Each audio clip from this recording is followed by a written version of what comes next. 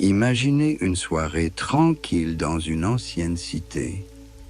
Quelque part au loin, les lumières des lampes à huile vacillent, les ombres dansent sur les murs de pierre et un léger parfum d'encens flotte dans l'air. Un petit groupe de personnes s'est rassemblé dans l'une des maisons. Elles sont assises en cercle, leurs visages éclairés par la douce lumière, et chacune d'entre elles est convaincue qu'ici, maintenant, elle touche quelque chose de sacré, une vérité qui changera non seulement sa vie, mais aussi le monde entier. C'est ainsi que sont nés les mouvements que l'on appelle aujourd'hui les sectes, dont certaines ont effectivement changé le cours de l'histoire de l'humanité. Je vous salue, chers auditeurs, et je vous invite à écrire dans les commentaires de quelle ville vous venez et quelle heure il est. Je suis toujours curieux de savoir où sur notre planète vous écoutez ces lignes.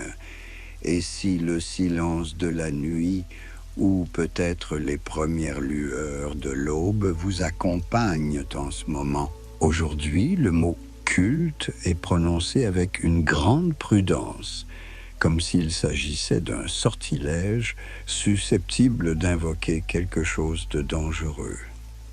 Mais il fut un temps où ce mot signifiait simplement adoration, vénération, service d'une divinité. Dans la Rome antique, les sectes étaient des gens qui faisaient des sacrifices aux dieux, accomplissaient des rituels sacrés et maintenaient les traditions de leurs ancêtres. Le temps, tel un fleuve, a emporté le sens originel de ce mot et aujourd'hui, il a acquis de nouvelles significations, parfois effrayantes. Qu'est-ce qui transforme un groupe de croyants en ce que nous appelons une secte destructrice? Imaginez la frontière ténue entre la dévotion et l'obéissance aveugle, entre la quête spirituelle et la perte de la volonté propre. Les sociologues et les psychologues ont identifié les caractéristiques de ces communautés et, lorsqu'on les connaît, on se rend compte à quel point une personne peut facilement trébucher sur cette frontière invisible. Tout d'abord, au centre de toute secte se trouve la figure d'un leader, une personnalité charismatique qui, tel un aimant, attire les âmes affamées de réponses à des questions éternelles. Cette personne a un don particulier, la capacité de dire exactement ce que les gens veulent entendre, d'offrir des solutions simples à des problèmes complexes, de promettre ce qui manque tant dans la vie ordinaire. Le sens, l'appartenance, le choix.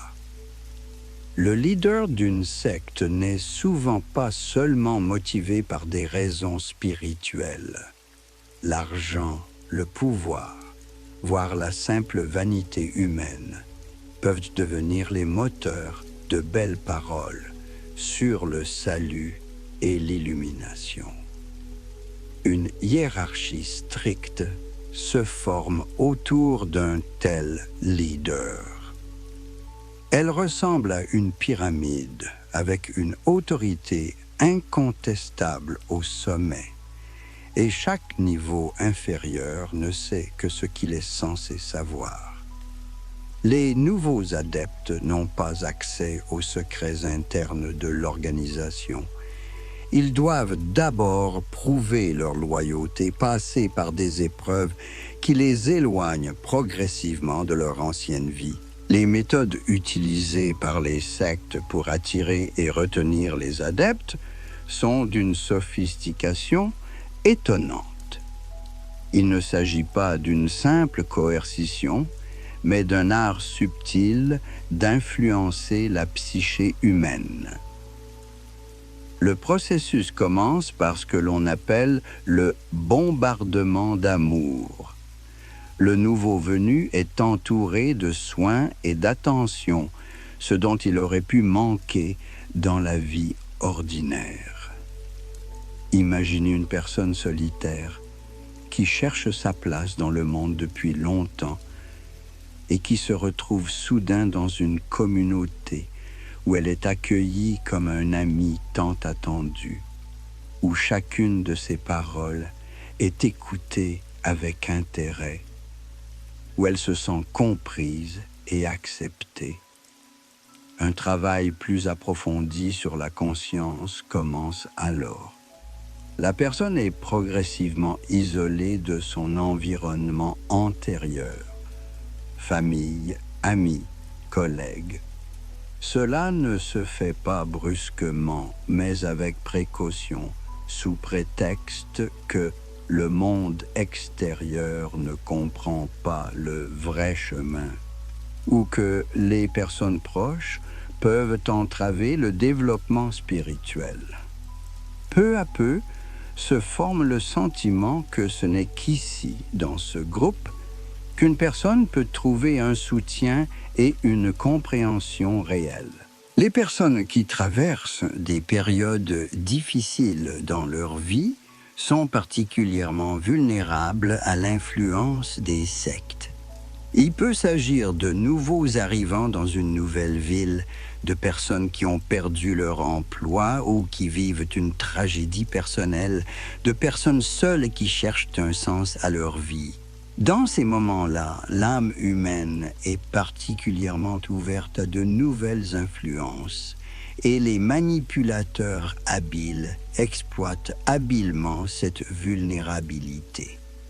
Le recrutement se fait souvent par l'intermédiaire de personnes que nous connaissons, des amis, des parents, des collègues qui ont déjà fait partie de la secte. Cela rend le processus encore plus efficace car nous avons tendance à faire confiance aux personnes que nous connaissons et que nous respectons. Imaginez que votre bon ami vous parle d'une communauté merveilleuse qui l'a aidé à trouver des réponses à des questions importantes. Il a l'air heureux et paisible, et vous voulez comprendre ce qui lui a donné une telle confiance dans la vie.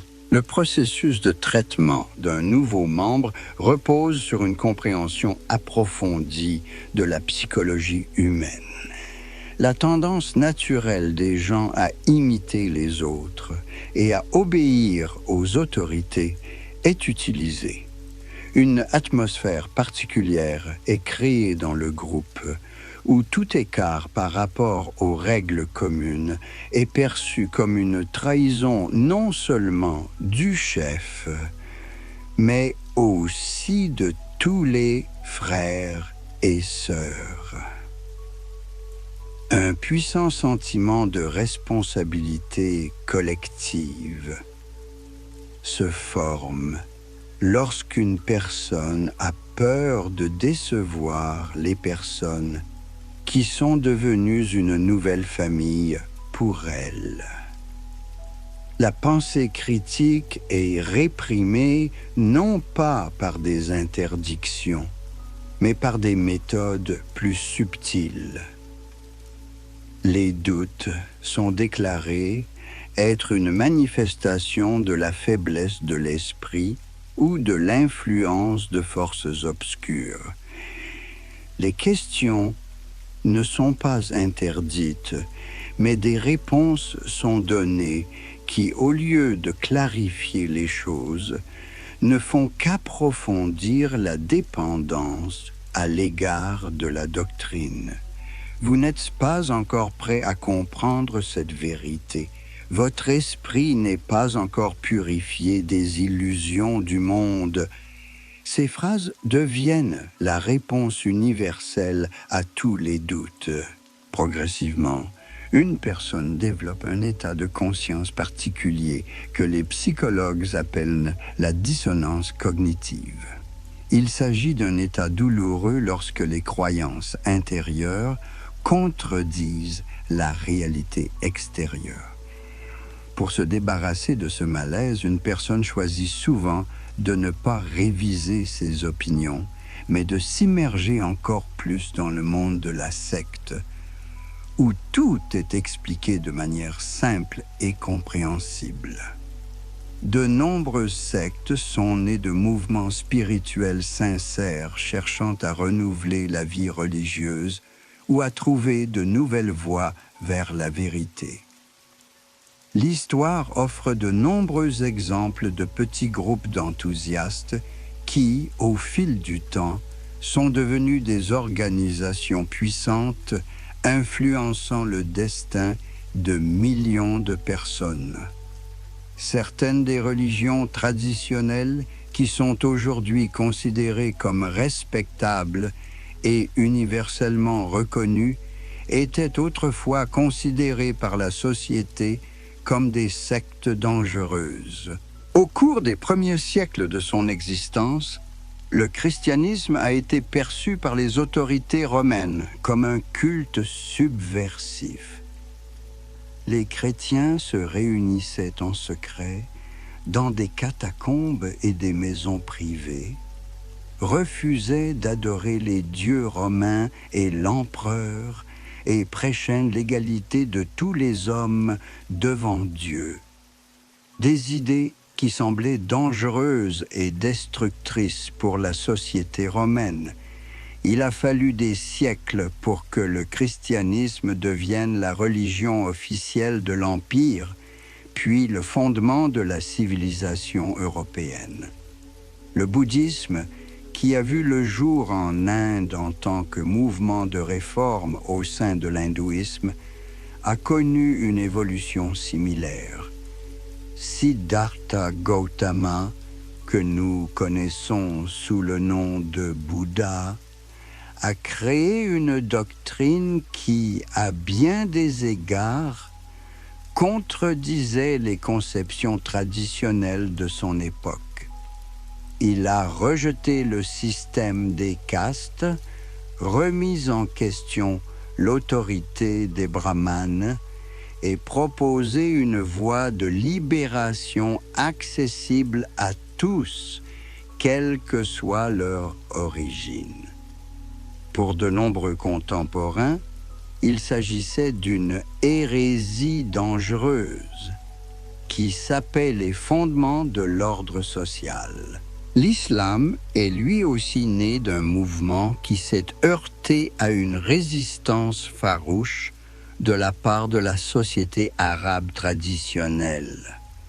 Mahomet prêchait le monothéisme dans une société où de nombreuses divinités étaient adorées, appelait à la justice sociale dans un monde d'inégalité et réunissait des tribus disparates autour d'une idée nouvelle. Les premiers musulmans ont été persécutés et nombre d'entre eux ont été contraints de quitter la Mecque, leur ville natale, pour se réfugier dans d'autres pays. Qu'est-ce qui distingue un mouvement spirituel qui devient une grande religion d'une secte qui fait souffrir ses adeptes? Cette question n'a pas de réponse simple. Le rôle clé est peut-être joué par l'ouverture de l'enseignement, sa capacité à évoluer et à s'adapter aux changements du monde. Les grandes religions ne se sont pas refermées sur elles-mêmes, mais se sont ouvertes au dialogue avec la culture environnante, ont absorbé les meilleures réalisations de la pensée humaine et ont trouvé un langage commun avec la science et la philosophie. En règle générale, les sectes destructrices s'efforcent de s'isoler complètement du monde extérieur.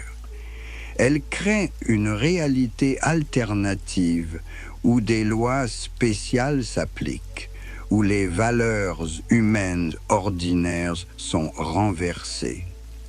Dans une telle réalité, ce qui est reconnu comme un mal dans le monde ordinaire peut être considéré comme une vertu, et vice-versa. L'histoire de l'humanité connaît de nombreux exemples d'utilisation d'idées religieuses pour justifier le crime. Les documents étudiés par les experts décrivent des cas où des sectes sont devenues une couverture pour les activités criminelles les plus courantes, trafic de drogue, extorsion, voire meurtre. Dans ces cas, la rhétorique religieuse ne sert que de belle enveloppe à des fins tout à fait banales et intéressées. La tendance des sectes à utiliser des idées de fin du monde est particulièrement inquiétante. Les sentiments apocalyptiques peuvent devenir un outil puissant pour contrôler l'esprit des gens. Lorsqu'une personne croit que le monde est au seuil d'une catastrophe et que le salut n'est possible que par l'appartenance à un groupe choisi, elle est prête aux actions les plus extrêmes. L'histoire connaît des exemples tragiques de suicides collectifs commis par des membres de cultes apocalyptiques qui croyaient en l'inéluctabilité de la fin et ont décidé de partir avant la destruction universelle. En parcourant ces pages sombres de l'histoire de l'humanité, on ne peut s'empêcher de se demander ce qui pousse les gens à abandonner leurs propres raisons, leurs liens avec leurs proches, tout ce qui constitue une vie humaine normale. La réponse se trouve peut-être dans la nature même de l'être humain, dans son inéluctable quête de sens, dans son désir d'appartenir à quelque chose de plus grand que lui, dans l'espoir de trouver des réponses simples aux questions complexes de l'existence. Parfois, les croyances religieuses prennent des formes qui peuvent nous sembler étranges, voire effrayantes. Dans les rues chaudes des villes mexicaines, où le soleil brûle impitoyablement pendant la journée et où l'air est rempli d'arômes de coriandre et de viande grillée la nuit, une divinité très inhabituelle est vénérée par les gens du peuple.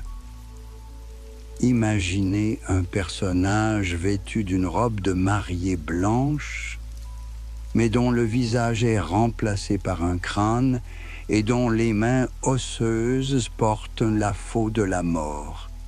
Il s'agit de la Santa Muerte, la Sainte Mort, patronne de ceux que la société ordinaire rejette et oublie. L'histoire de ce culte remonte à l'Antiquité, à l'époque des puissants empires aztèques, lorsque Mictlantecutli, le seigneur du monde souterrain, était vénéré dans de somptueux temples pyramides. Les conquistadors espagnols ont apporté le christianisme avec eux, mais les anciennes croyances n'ont pas disparu. Elles se sont dissoutes dans la nouvelle religion comme le miel dans le lait chaud, créant une fusion étonnante des idées païennes et chrétiennes sur la mort et le monde souterrain.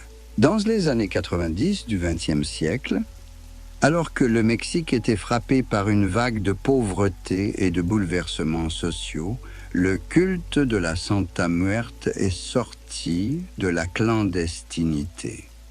Les gens ordinaires, pour qui l'Église traditionnelle semblait trop éloignée de leurs préoccupations quotidiennes, ont trouvé du réconfort dans cette foi populaire.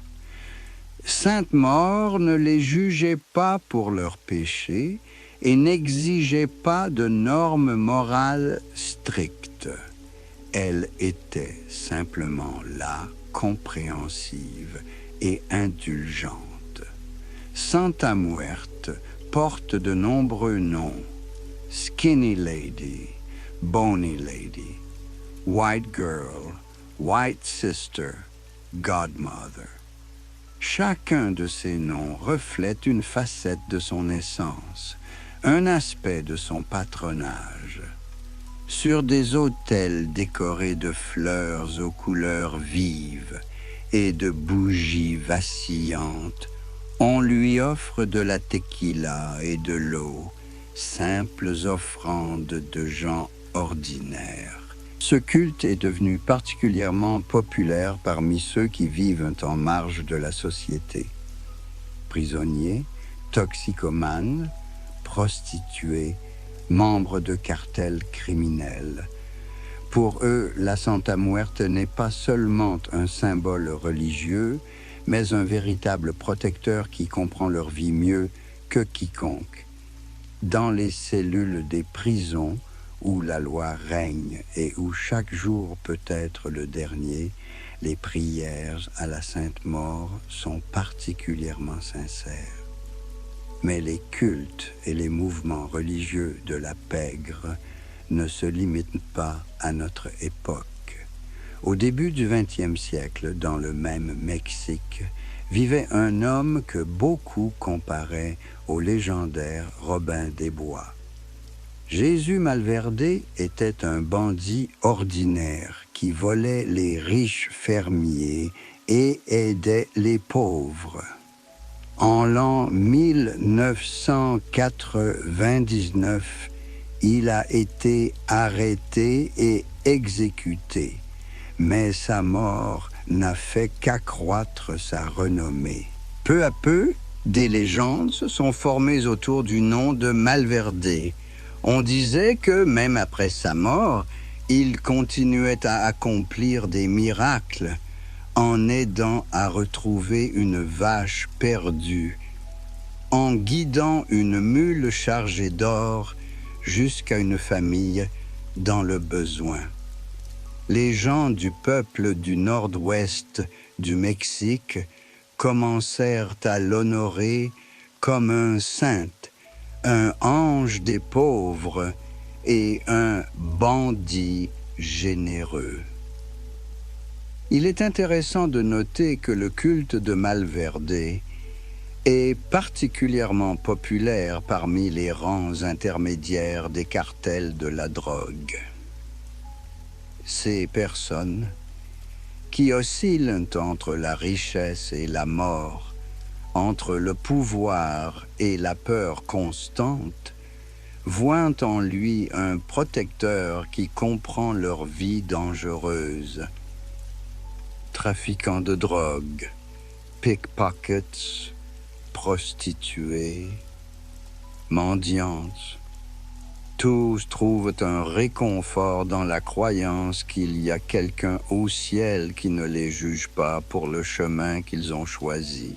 Parfois, les idées religieuses pénètrent même les sphères les plus inattendues de l'activité humaine.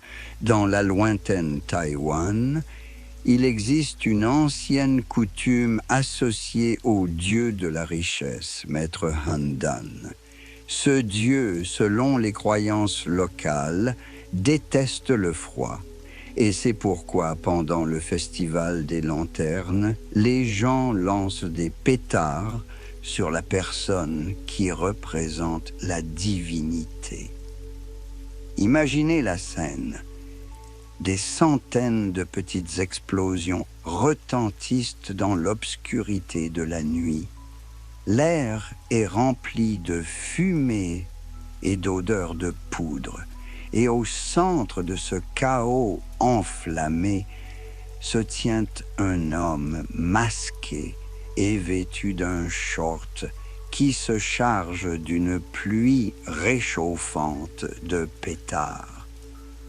On pense que Maître Handan était autrefois le dieu des bandits et des hooligans. Et depuis les années 70 du XXe siècle, Les syndicats du crime de Taïwan ont utilisé cet ancien rituel à leur propre fin.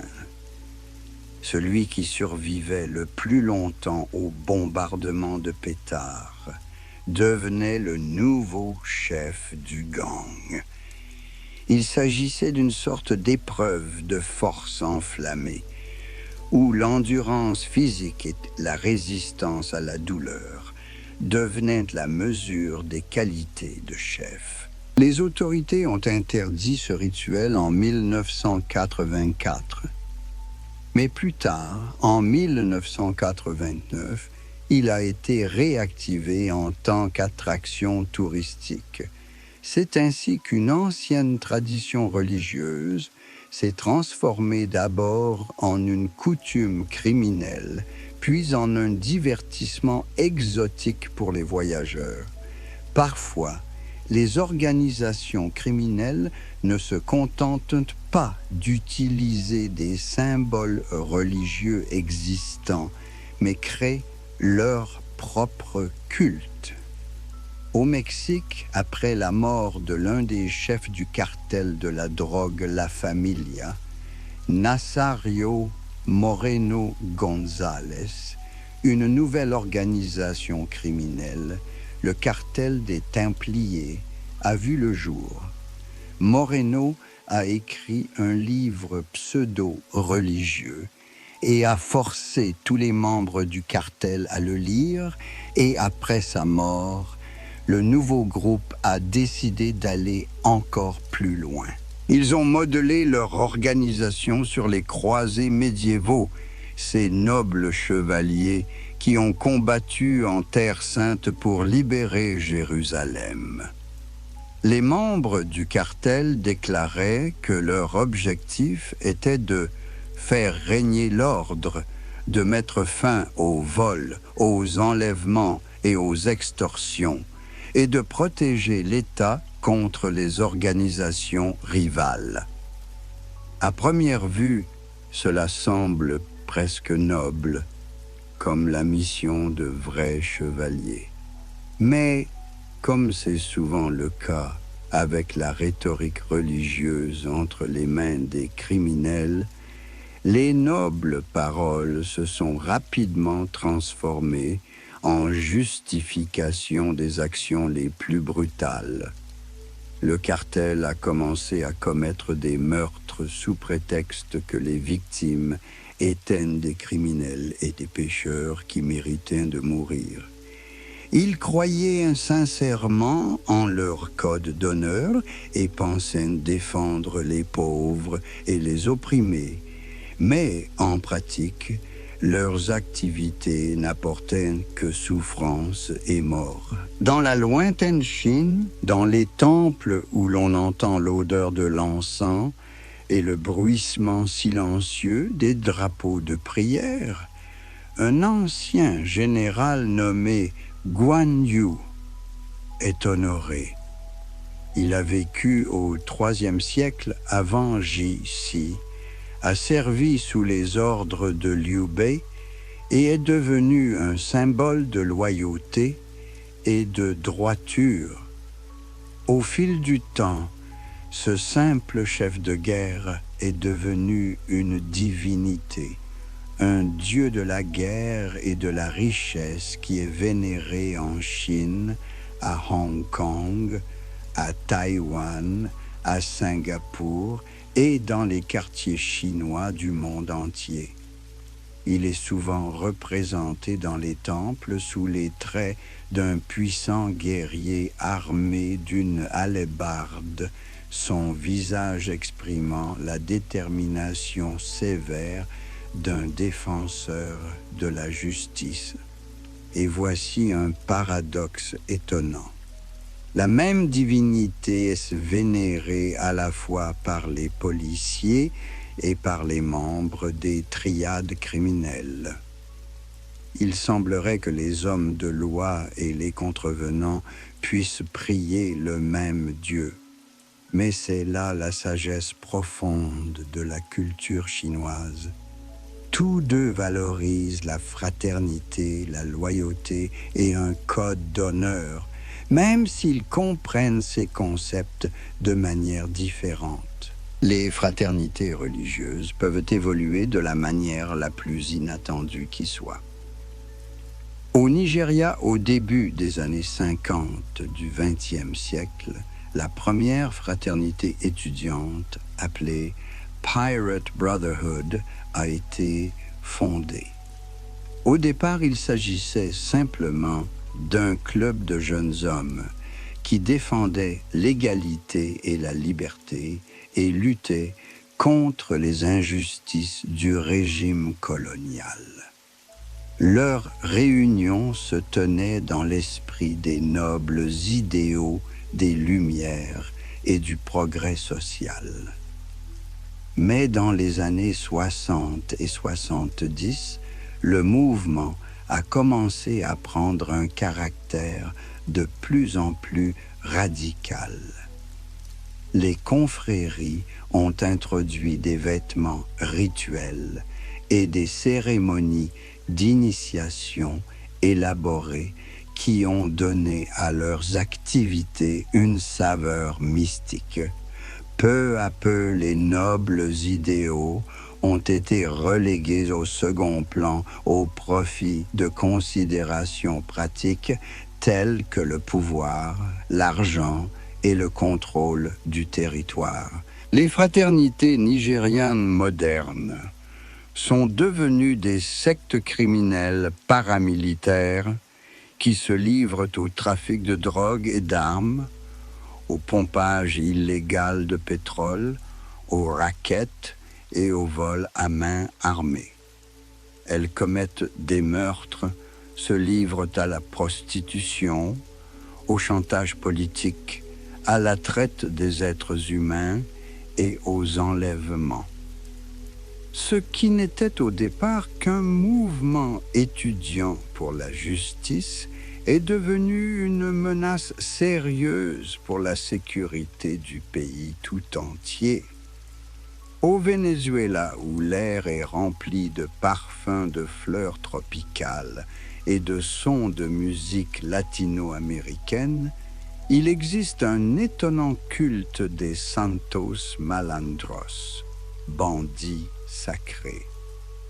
Cette croyance trouve son origine dans l'ancienne légende de Maria Lioncea, fille du dieu de la nature, et a pris forme au début du XXe siècle avec la popularité croissante du spiritisme. La religion populaire vénézuélienne est remarquablement syncrétique, mêlant le spiritualisme apporté par les colons européens, le catholicisme des colonisateurs espagnols, les traditions africaines préservées par les descendants des esclaves et les croyances des tribus indiennes locales. De cette fusion complexe est née l'idée que les esprits habitent des cours célestes, dont l'une est la cour des criminels, ou Santos Malandros. Cette cour céleste est dirigée par l'esprit d'Ismael Sanchez, un petit délinquant abattu par la police dans les années 70 du XXe siècle. Depuis sa mort, il est devenu un objet de vénération pour ceux qui vivent en marge de la société. Du tabac et de l'alcool sont apportés aux autels en son honneur et pendant les cérémonies, toutes les personnes présentes, y compris les enfants, fument. La fumée du tabac est considérée comme un moyen de communiquer avec le monde des esprits. La religion apportée par les esclaves du Congo à Cuba a également subi une transformation remarquable dans le Nouveau Monde. Le Palo Mayombe a combiné les croyances traditionnelles congolaises avec le catholicisme et certaines traditions yoruba. Au centre de cette religion se trouve le Nganga, un chaudron cérémoniel rempli de terre, de bâtons et de restes d'animaux, ou même d'êtres humains. Des animaux sont sacrifiés pour nourrir les esprits et obtenir leur protection. Le sang versé à des fins rituelles est considéré comme un moyen particulièrement puissant de communiquer avec l'autre monde. Malheureusement, cette ancienne tradition religieuse est souvent utilisée par les criminels modernes pour justifier leurs actes. Ils invoquent des motifs religieux pour commettre les actes criminels les plus courants. Dans les prisons de Rio de Janeiro, où les murs de béton sont couverts de graffitis et où l'air est lourd de chaleur étouffante et de sueur humaine, un phénomène religieux surprenant s'est produit. Les gangs armés qui contrôlent effectivement ces pénitenciers ont favorisé le développement d'églises pentecôtistes parmi les prisonniers. Ces églises de prison ont construit leur structure sur le modèle des congrégations pentecôtistes ordinaires, mais l'ont adaptée aux conditions spécifiques de la vie carcérale. Il est intéressant de noter que les pentecôtistes en prison vivent comme des gangsters ordinaires, mais qu'ils jouissent du respect particulier de tous les prisonniers. Leur religiosité ne les empêche pas de participer à l'économie et à la politique de la prison, mais elle leur confère une certaine autorité morale et une protection. Il s'agit là d'un autre exemple de l'adaptation des idées religieuses aux conditions sociales les plus inattendues. Tous ces exemples nous montrent que la frontière entre la religion et le crime n'est pas toujours claire. Les personnes qui commettent des actes que la société considère comme criminels croient souvent sincèrement que leurs actes ont une signification religieuse supérieure. Elles créent des systèmes de justification élaborés qui leur permettent de conserver une image positive d'elles-mêmes, même dans les circonstances les plus sombres. Lorsque nous parlons des mouvements religieux qui ont réellement changé le cours de l'histoire, nos yeux se tournent inévitablement vers ces moments où, une fois unifiés, s'est scindé comme un ancien vaisseau qui n'a pas pu résister à la tension interne.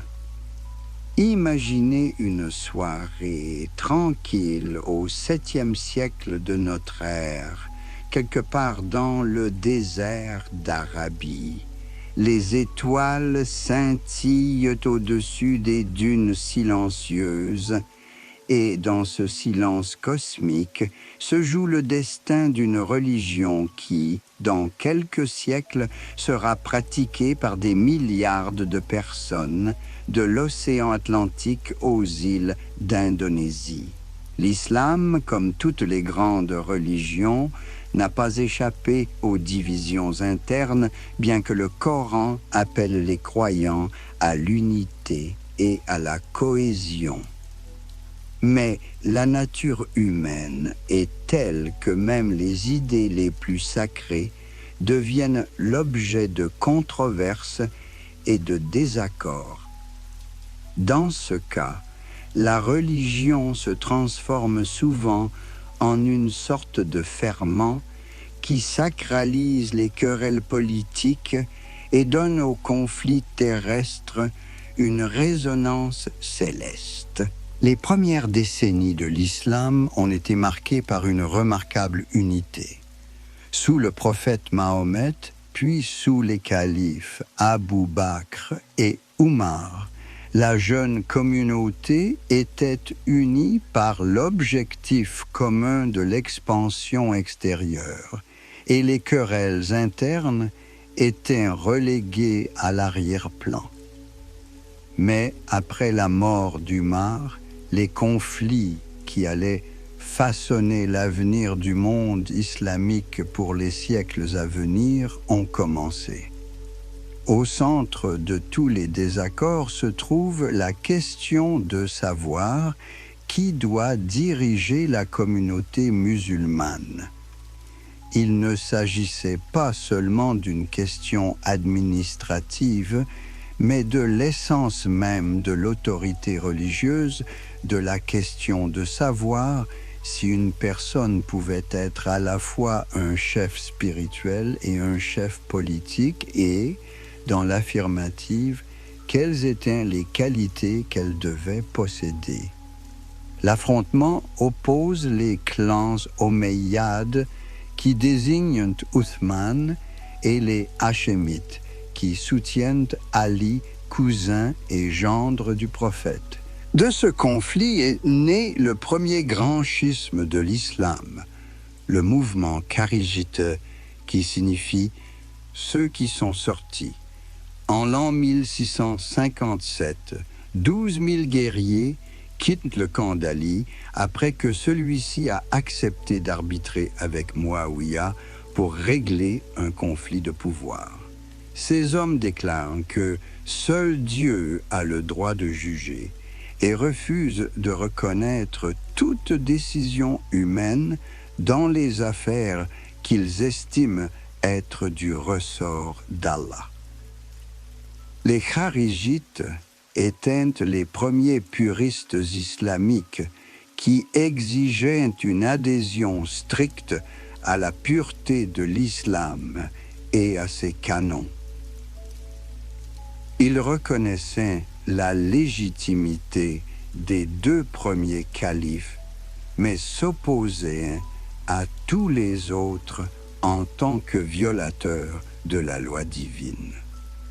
Leur idée maîtresse était que le musulman le plus honorable devait être élu calife par le libre choix de la communauté, même s'il s'agissait d'un esclave éthiopien. L'origine n'importait pas. Seul comptait la piété et les qualités morales. Les Kharijites idéalisaient le mode de vie ascétique, condamnaient la richesse et le luxe, interdisaient la musique, les jeux d'argent et la consommation d'alcool. Ils luttaient contre ceux qu'ils considéraient comme des traîtres à l'islam et contre les adultères. Leur mouvement s'est répandu dans tout le Proche et le Moyen-Orient, ainsi qu'en Afrique du Nord, mais avec le temps, il s'est scindé en de nombreux petits groupes, Azrakis, Ibadis, Sifrites, qui avaient chacun leur particularité dans l'interprétation des textes sacrés. Mais la plus importante et la plus durable a été la scission entre les sunnites et les chiites, une division qui définit toujours la carte politique du monde islamique. Le chiisme est devenu une minorité influente qui joue un rôle clé dans de nombreux pays. En Iran, c'est l'idéologie dominante. D'importantes populations chiites vivent en Irak, au Yémen, au Liban, en Syrie, en Azerbaïdjan, au Tadjikistan, au Daghestan, au Turkménistan et au Yémen. À première vue, les différences entre sunnites et chiites peuvent sembler insignifiantes.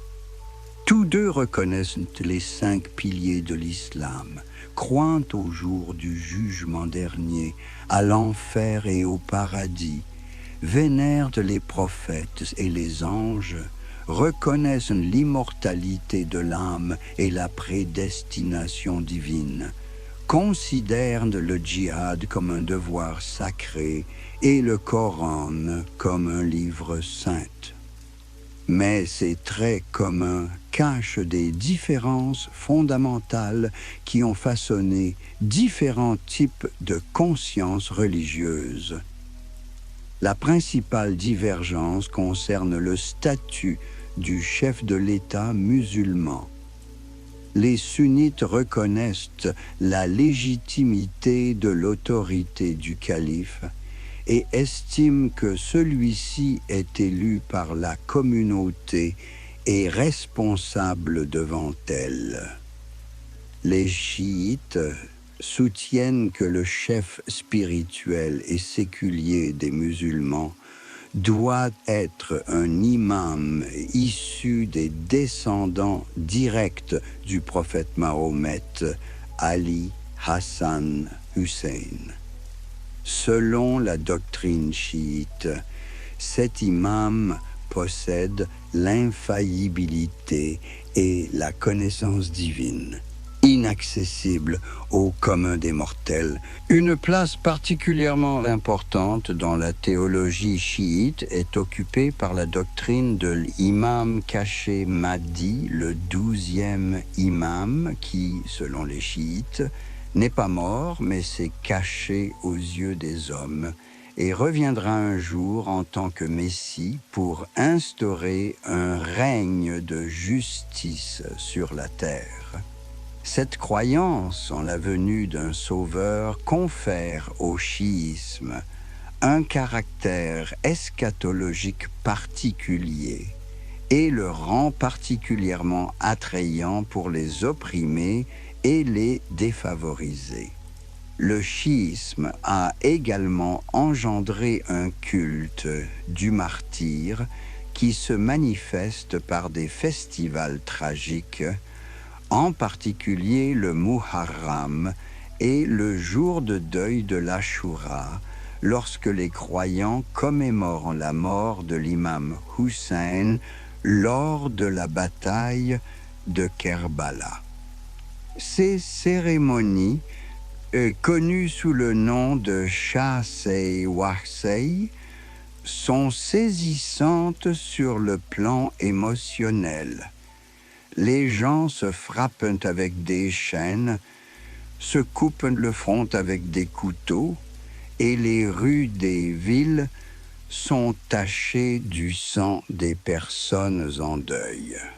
Pour un observateur extérieur, ces cérémonies peuvent sembler effrayantes, mais pour les participants, c'est une façon d'éprouver physiquement la souffrance de leur chef spirituel, une façon de toucher le sacré par la douleur. Une autre distinction importante concerne le concept d'ijma, le consensus général de la communauté musulmane sur des questions qui ne sont pas clairement expliquées dans le Coran ou la Sunna. Les sunnites reconnaissent l'ijma comme une source légitime de droit religieux, estimant que la sagesse collective des croyants peut aider à résoudre des questions complexes. Les chiites rejettent ce concept, arguant que seul un imam infaillible est habilité à prendre de telles décisions. La tradition chiite se caractérise également par une attitude extrêmement hostile et intolérante à l'égard des adeptes d'autres religions. Les non-musulmans sont considérés comme rituellement impurs et les contacts avec eux doivent être réduits au minimum. Cela crée une atmosphère particulière d'isolement religieux qui peut favoriser des attitudes radicales. En matière de mariage et de relations familiales, les chiites se distinguent également des sunnites en autorisant les mariages temporaires, connus sous le nom de muta. Cette institution que les sunnites considèrent comme interdites, autorisent les mariages pour une période déterminée, ce qui, dans certaines circonstances, peut être pratique.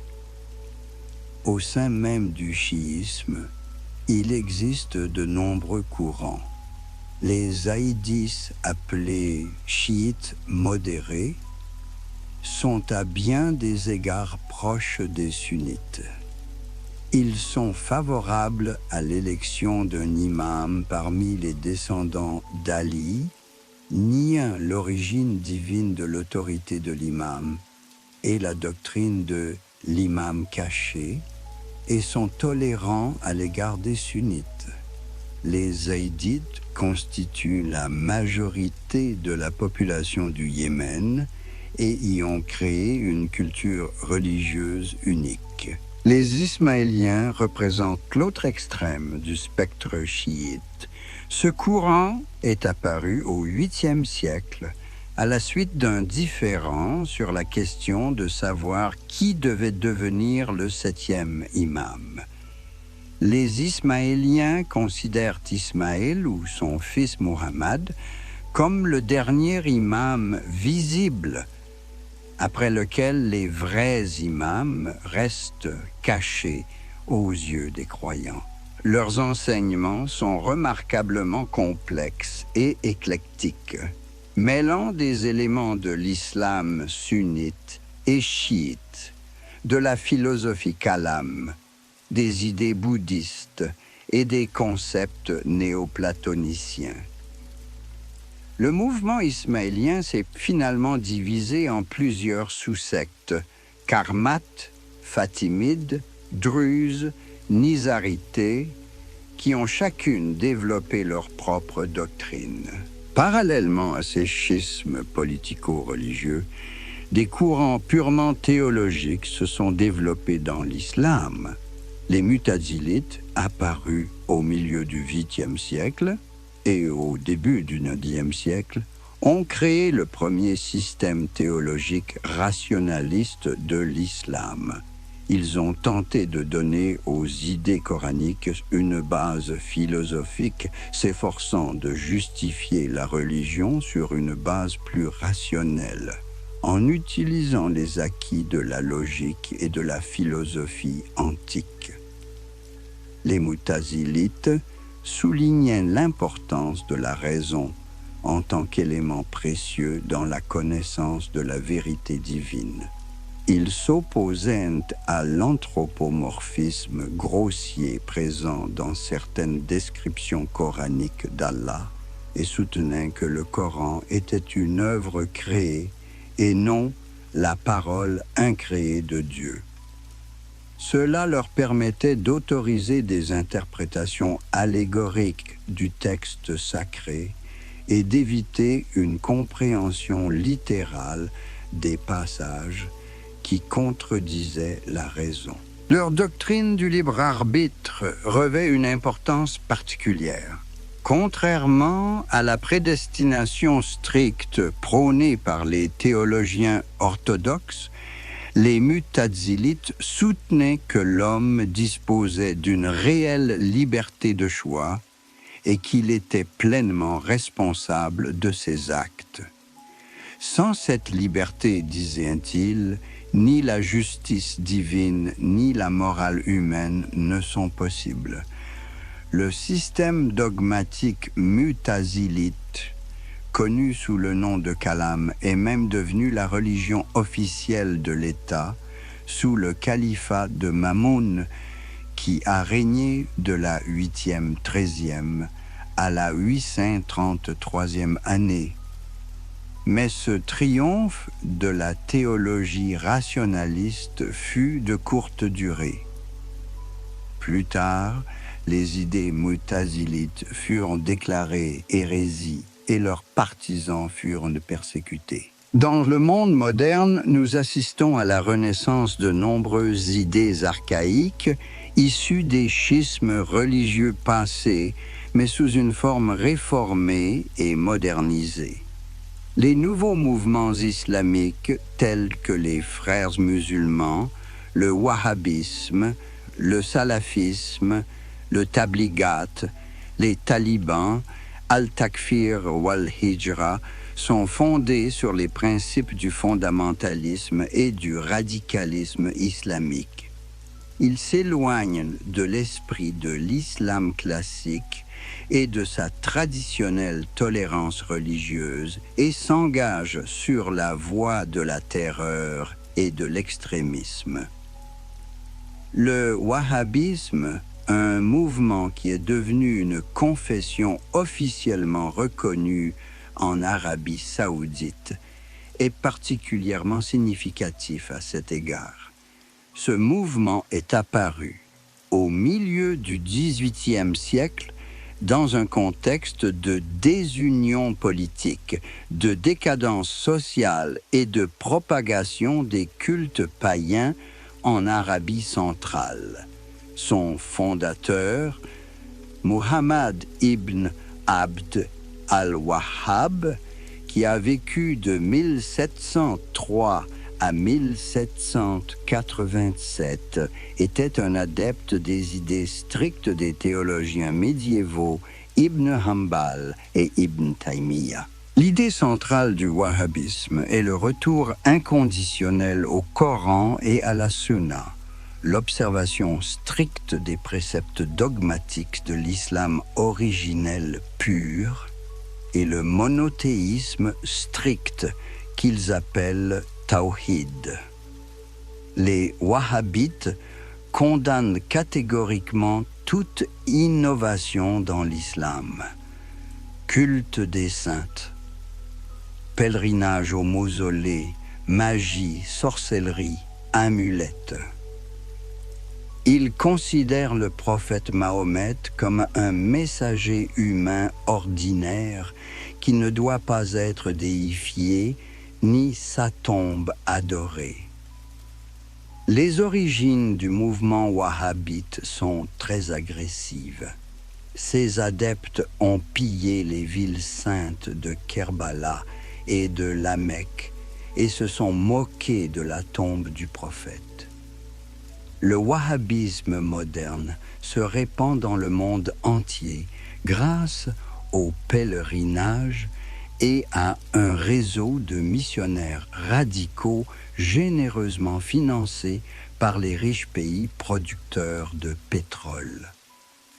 Ce mouvement prêche la soumission aux détenteurs du pouvoir, mais appelle en fait au djihad contre tous ceux qui n'acceptent pas leurs enseignements en tant qu'infidèles. Mais tous les courants de l'islam n'étaient pas enclins à un tel militantisme. Au milieu du 8e et au début du 9e siècle, un remarquable mouvement mystique et ascétique, connu sous le nom de soufisme, est apparu. Le nom lui-même vient du mot arabe « suf », qui signifie « laine », un tissu grossier dans lequel les soufis cousaient leurs vêtements simples, symbolisant leur renoncement au bien de ce monde. Le soufisme est un phénomène socio-spirituel unique, diversifié et hétérogène. Il est né du développement naturel de l'islam, mais a également été influencé par les traditions monastiques chrétiennes et d'autres religions orientales. Au début, avant le Xe siècle, le soufisme était avant tout ascétisme, un mode de vie pieux, l'abstinence, le renoncement aux vanités du monde, le mépris de la richesse, avec une adhésion stricte au Coran et à la Sunna. Plus tard, après le Xe siècle, l'ascétisme a pris une forme mystique, le désir d'une communion personnelle avec Allah, par le biais de l'extase ou de la vision intérieure. L'objectif du soufisme est la connaissance spirituelle et intuitive de la divinité, en atteignant un état dans lequel les frontières entre l'homme et Dieu disparaissent. Le grand imam Abu Hamid Muhammad al-Ghazali, qui a vécu au Xe et XIe siècle, a réussi à réconcilier le soufisme avec l'islam orthodoxe en créant un soufisme modéré et en intégrant l'amour mystique dans la jurisprudence. Le soufisme voue un culte très développé aux saintes appelés wali, les amis d'Allah. Des pèlerinages sont organisés sur leurs tombes, ce qui s'apparente à un culte païen pour les sunnites et les chiites rigoristes. Le soufisme a prospéré au XIIIe et XIVe siècle, puis la tradition a entamé un déclin progressif. L'histoire de la propagation du soufisme au Daghestan est particulièrement intéressante. La première étape s'est déroulée du XIe au XIVe siècle, lorsque les missionnaires arabes ont apporté l'islam et que leurs tombes sont devenues des lieux saints pour la population locale.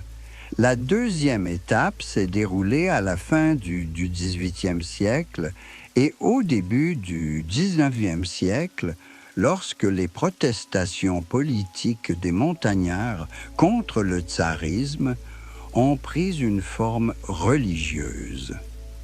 Le tariqat caucasien, également connu sous le nom de muridisme, était particulièrement militant, combinant la connaissance du chemin vers Dieu avec la prédication du Ghazavat, la guerre sainte contre les infidèles. Des leaders comme Mohammad Yaragski et le célèbre imam Shamil ont utilisé les idées du muridisme pour unir les peuples des montagnes contre la conquête russe. Aujourd'hui encore, des confréries soufis telles que la Qadiriya, la Naqshbandiya et la Chaziliya, avec des cheikhs faisant autorité et un vaste réseau d'adeptes, subsistent au Daghestan. Les cultes et les mouvements religieux ont toujours entretenu des relations complexes avec le pouvoir étatique. Dans l'Orient ancien, la pratique des relations entre les cultes religieux et les institutions de pouvoir s'est formée, devenant un modèle à suivre pour les civilisations ultérieures.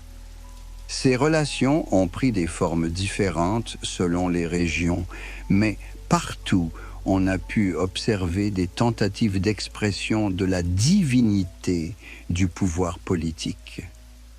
En Mésopotamie, sur les terres des anciens Sumères, Akkad, Assyrie et Babylonie, le roi n'était ni une divinité ni un grand prêtre, mais son autorité était considérée comme divinement sanctionnée. Les célèbres lois d'Hammurabi soulignent la nature divine de l'autorité et des lois, et les serments divins et les ordalias, épreuves destinées à révéler la volonté des dieux, étaient largement utilisé dans le processus judiciaire.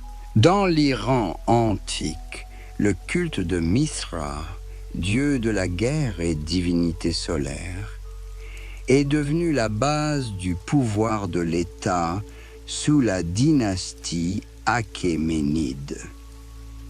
Plus tard, la réforme religieuse du prophète Zoroastre a donné naissance au mazdéisme, qui est devenu la religion d'État.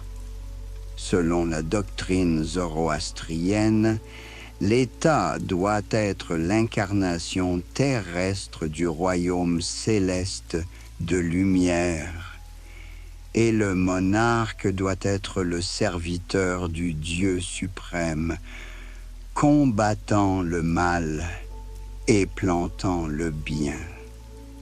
Dans la Chine ancienne, l'empereur était divinisé en tant que fils du ciel, personnifiant l'unité cohésive du pays.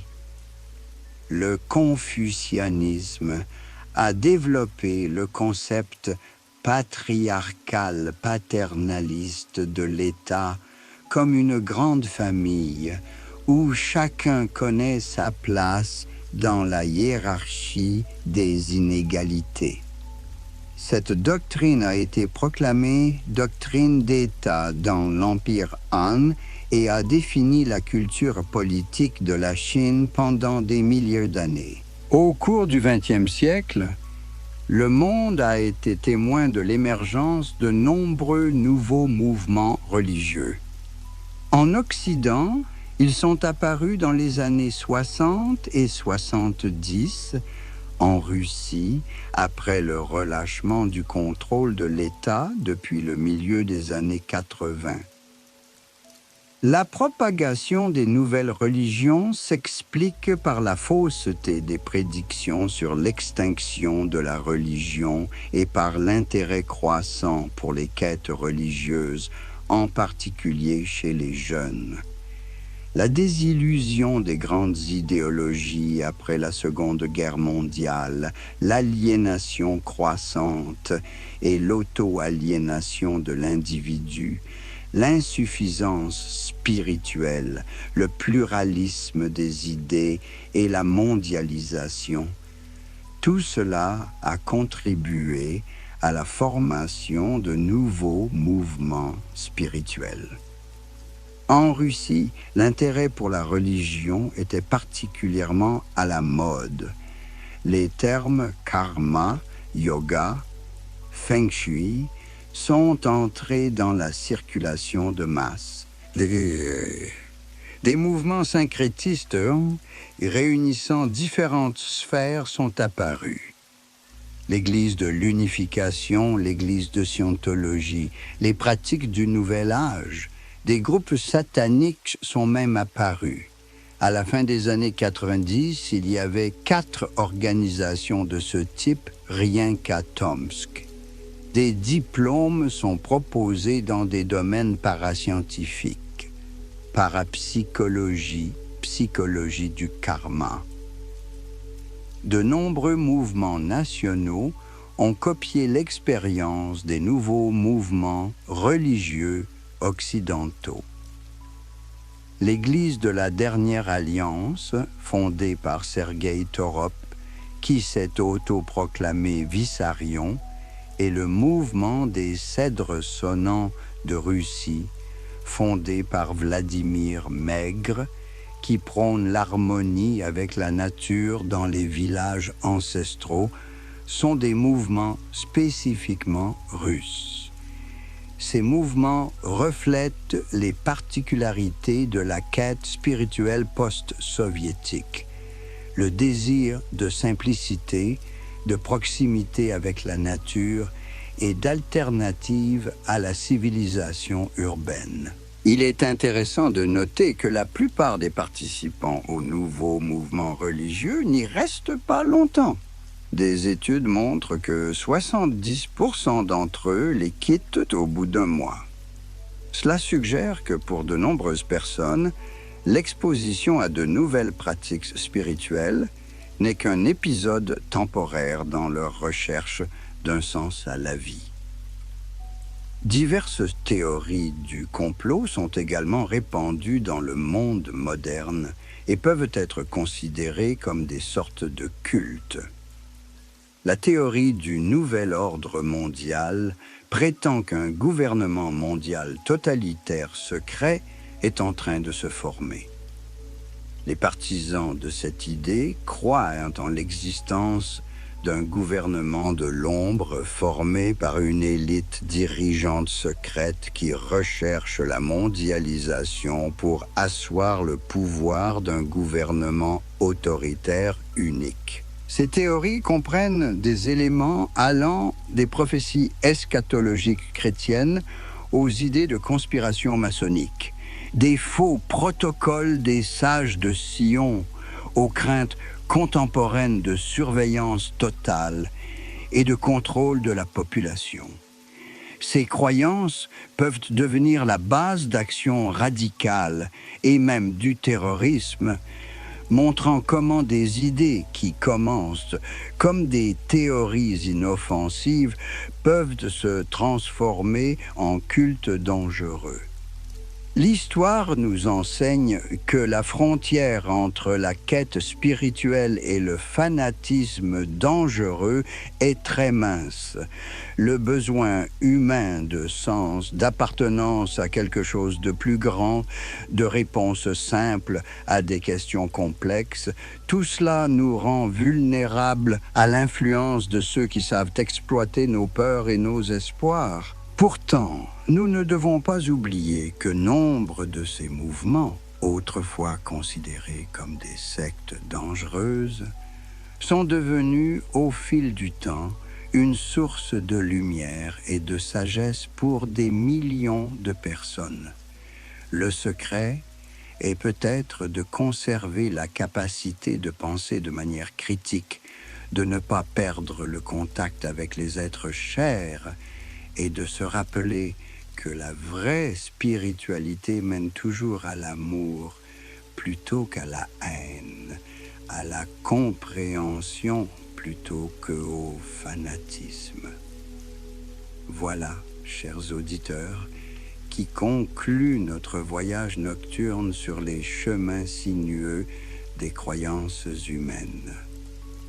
Je vous remercie d'avoir passé ces heures avec moi à réfléchir à la manière dont les idées religieuses ont façonné et continuent de façonner notre monde. Que vos rêves soient reposants et que vos matins vous apportent clarté de pensée et paix du cœur. Je vous donne rendez-vous dans le prochain numéro où nous repartirons à la découverte des mystères de l'âme humaine. Bonne nuit.